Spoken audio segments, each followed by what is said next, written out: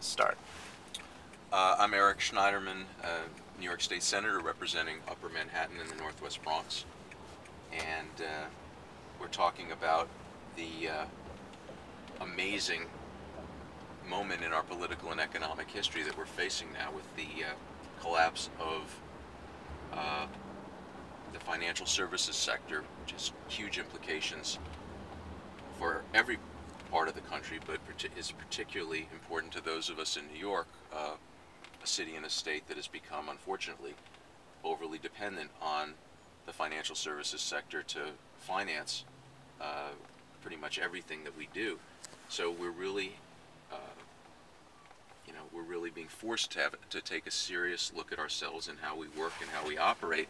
And the amazing thing about this moment is that it appears that a lot of people in our state and a lot of people in this country have really just sort of come out of this coma, as it were, of the that I think you can attribute to 30 years of conservative propaganda that has transformed the way people think about our political and our economic life. The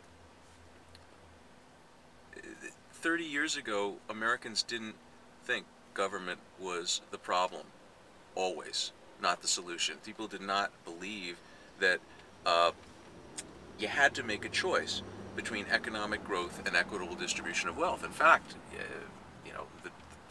the facts are that for the long term, a country with a relatively equitable distribution of wealth will always do better than a country with a severe gap between rich and poor.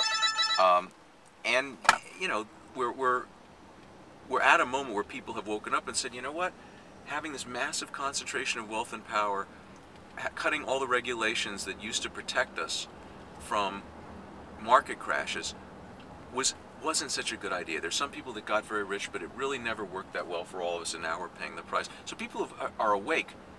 I think that the moment for progressives is to understand that we're not going to get a new deal, which is what people are talking about all over the country, unless we are willing to step up and confront the conservative lies that have clouded people's thinking for the last 30 years. It is simply a lie when John McCain says redistributing wealth is something that only takes place with Democrats. The conservatives have been redistributing wealth for decades. In the state of New York right now, the poorest people pay twice as high a portion of their income in state and local taxes as the richest people. That's in New York State after decades of redistributing wealth and changing the policy to shift things to favor the wealthy. It's time to wake up from that, and everyone who's not in elective office seems to get that.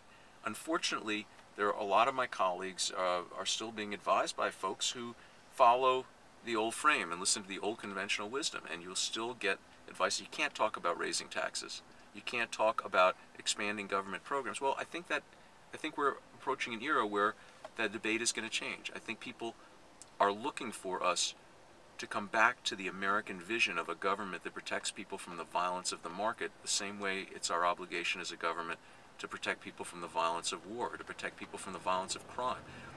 The only period in modern history in which we went for decades without a severe market crash was in that amazing 40-year period between the 1930s and the 1970s. And the conservatives came back in and started to dismantle the regulatory structure.